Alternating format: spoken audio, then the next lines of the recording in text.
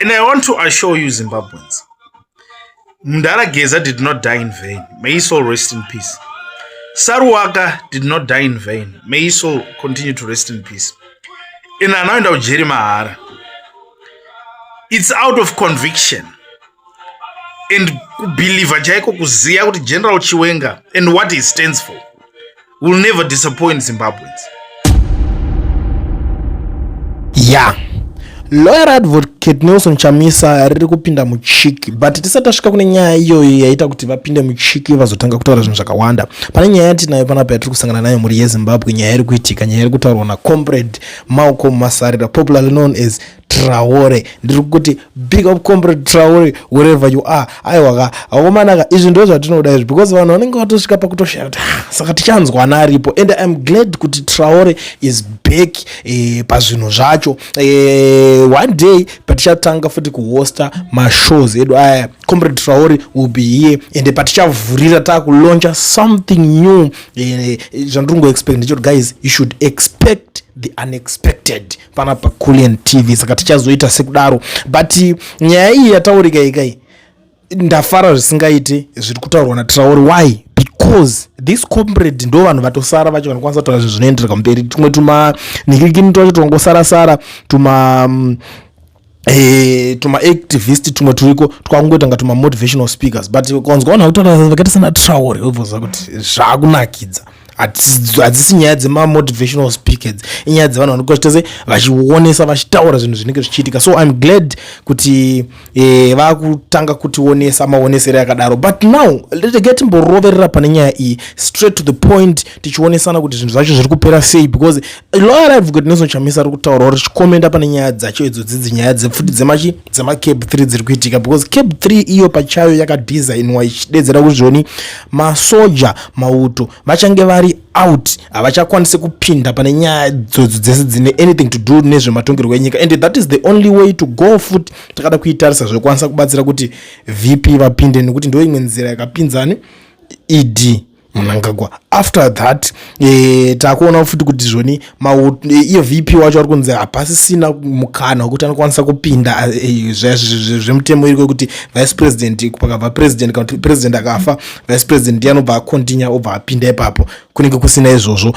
panotonzi vice president akangobva kana kungonzi afa, parliament ndio inotanga kusarudza kuti tiri kuda kuisa mumwe akaita seupi amene vanenge vachida ipapo. Obviously kune nyaya timu rese kuzvigananda zvinonetsa kukombita nazvo, because zvigananda mari zvinenge zvichibuditsa zvichingosiplasha mari zvinokwanisa ngocapture anyone like izvo. So parliament yese iri kuratidza kuti yakacapturwa, especially kune vakomana vekuopposition vakacapturwa zvisingaiti, because imagine kuti hazvimeke sense kuti unoona munhu wekuopposition achisimbisa Cape 3 asi hatisatamboona munhu wekuZANU-PF achi-opposa Cape 3. Saka does that make any sense? Kunongoramba vangunzwa kutaura ma-statements, but now Chamisa's lawyer panapa ari kutaura zvoni Cape 3 is nothing.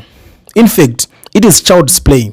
The real danger is Cape 4, Cape 5 and 6, a calculated pathway to capture, enrichment and the quiet birth of a new political dynasty. Never allow this camel to put its head in through Cape 3. They are testing the waters. Tinoparara. Do you really think if Tagore takes over from an 86-year-old Mnangagwa, he will only do 14 years and thereafter gratefully retire to Shurugi in his 60s? Kwana imazvinzwa ndo nyaya iri panapa iri kubuda iri kutaurika panapa, because zvinhu izvi zvatopa chena obvious. Cape 3 yakauya idea yakuda Tagwirei kuzonokonsulta naJonathan Moyo nanani vese. These guys ava vagara vanga vasingawirirana. Jonathan Moyo I don't think kuti aigara akaona kana call yekuti afonerwa kana nana HD. I don't think kuti aimboya answer, but he knows kuti okay kana yakuya nyaya dzacho dzakuyana naTagwirei vangakwanisa kuzobuditsawo mari dzinenge dzinenge dzichitengawo, since Jonathan Moyo wakabhuroka ari kwaari kuKenya ikoko zvinhu hazvisombonyatsomu-fambira smooth, because paipai vakomana vakazongorova mabude akadhakwa kungoti unozongoendawo ngunoona chimba chako chono unongochigarawo nacho, and rumors were saying kuti the guy ari kugara mukabin. Saka unongoziva kuti unongoziva maprofessors amene zvavanongoita zvingori strange so zvokuti unongonzi ari kungoenda ikoko akugara mukabin achifamba nechi323 chake ndozvo zvaanga achingoita ikoko kukenya. It's something chingori very strange. Saka this guy anatagwire manje anobva ngoti mansion like apa akatopromiswa zvikanzi ukangouya, that was Steve Chivhayo, professor mukangouya ndokutsvagirai DNA yenyu ndokutambira neRolls Royce yangu ini ndozodidididi ndokumaenda munoona Victor ndokutsvagirai mota yenyu yekuti zodididi. Zvinhu zvakatotaurwa zvakagara zvatotaurwa kudhara. Mareasons aasiri kuuyira so far handisi kuziva kuti ari papi, because pazinge pakubuda marumors ekuti mari anga asati apuwa yakakwana, because panga pari kungopuwa mbijana. Is like Tagwirei is someone wekuti haabhadhari. Yes, Tagwirei doesn't pay zvekumhanya. Ndosaka uri kuona kuti ana ari kutendo matinyari akasvika pakuti ngoti arega titongomugera 24/7 because watishanda kubva kare, but kuti mari yacho chouiri chichibuda ndo panga pakudzoka pakunetsa nyaya. But mhuri yeZimbabwe dzakawanda dziri loading, and tinoramba tichingodzitefinira panapa. Ndigai ndimboigumira panapa because ndoziva kuti tikaramba tichingodhonzerana ka tambo dzacho zvechokwadi tinodzidhonza. Ndoda kubva ndangoshandisa mukana maZimbabweans ese vari munyika yeSouth Africa ine vari kuda kurejistira macompanies hapana chachinja, munongodhila needucation research iyoyo ndo inokwanisa kuitira. Zvekare kune vanenge vachida kutenga dzimotikari dzekufambisa dzekuitisa mabhizinesi ana Uber, Bolt, InDrive, Taxify, Takealot zvakasiyana zvaungangoita, unokwanisa futi kutaura needucation research because maconsulting company kuti vanokwanisa kukuendesa kundila kuna Kia Pretoria, even a construction vehicle zvimakia zviya zvimarori munongoziva kuti nekusimba kwazvakaita unokwanisa kungotaura futi needucation research vokuitirira maths dzacho vokuenda newe unoita se unosarudza yaunenge uchida, then zvimwe zvese zobva zvizongoningirina. Saka namba dzavo ndodzinenge dzichibuda pascreen for now. Regedza timboti tutututuro baitiro vanoita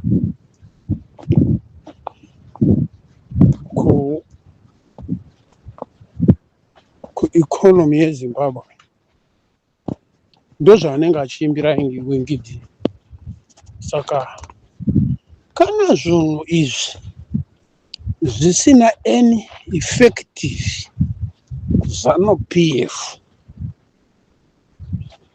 havamuataki, kana chisiri chokwadi havamuataki. Andimona kana ichingova songo iri general isina chokuita kana kuti ivo vasingazviiti, vasina kuzviita zvinhu izvi, vasingararami nazvo, ende zvinhu izvi zvisingarwadzi macitizens, havaigona kumakana naWingidi. Izvozvo vanofanira kuzvigadzirisa ipapo. Isong zvinhu zvinopa mari. South Africa munomuona Ramaphosa vanoimbiwa, vana Malema vanoimbiwa, vana Musima Maimani vanotoimbwa, DA the whole DA vanoimbiwa, asi havana nguva yavakaserana vachimboterana namakadzi ava nana DJ Shivu vakatowanda madj. Saka unoona kuti ZANU-PF haidi kubayiwa pabhonzo pamabasa ayo nezviito zvayo. Ndimbaona ZANU-PF havadi kubayiwa pabhonzo pakuita kwavo vachinyangadzira macitizens achiurayiwa kunyika dzakasiyana siyana nokuda kwemismanagement yavakaita from 1980 until today. Havadi kuzvinzwa izvozvo, havadi kuzvinzwa. Ike zvinezvi kune nyaya ya Trump. Hana kuvanza ka Trump munoziva. Vakatenderana kuti mapurasi vane agreement yavakatopiwa maAmericans kuuya muZimbabwe kuzomaina and agreement iyoyo yakaofewa ine deal rakagadzikwa pasi necontract yakagadzikwa pasi vakabhadharwa. Havadi kutaura. Same like ma-Chinese, ma-Indian, everyone, any foreign nation is in Zimbabwe now. Vane chavakaisa patable vanhu ivavo chikabhadharwa chikapinda muhomwe dzavo kwete government yeZimbabwe, kwete ZANU-PF. Muhomwe inopinda kuZANU-PF noti kuZimbabwe. Zvine zvinhu zviviri. Kune homwe yeZANU-PF idzo dzinana Chivhayodzi nana Tagure nana uyuyu nana Muskoti navavo nedzeDzombavha edzo nevakadzi ava. Homwe idzodzo ndedzeZANU-PF, hadzisi homwe dzeZimbabwe. Saka mari idzodzo vanodzitora vachidya zvavanoda vachiita zvavanoda, but dzina ma-agreements avanokonzera kuti varungu vanhu vatema wese auye muZimbabwe. We are more than welcome for them, but varume ava vagona kutungamirira nyika vavese munono. Wingidi hana irongo chaakaimba paipai kana one kutoimba nokuvatsiura, but havadi kuzvinzwa ende havanzwi. Chero vakaudzwa havanzwi, chero vakataridzwa havana basa nazvo.